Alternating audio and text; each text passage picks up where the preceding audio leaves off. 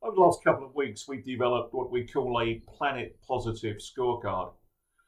So essentially, we realize that it's very difficult to know that the products you're buying are actually right for the environment. We've learned quite a lot over the last 3 years, so we put the scorecard together, incorporating some of the things that we think are quite important. So essentially, you would take the scorecard test online by answering about 20 questions. Now that will last about 3 minutes.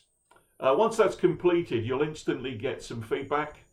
So essentially, it's spread into 4 different categories, and each one of those categories will be rated.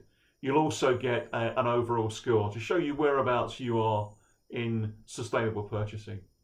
There's another feature as well. We're prepared to give you, without any option to buy anything, we can send you a more in-depth report based on your answers. That will give you specific suggestions on how you can improve. So don't hang around. Take the scorecard test right now and get your results back, and let's all help the environment. Thank you.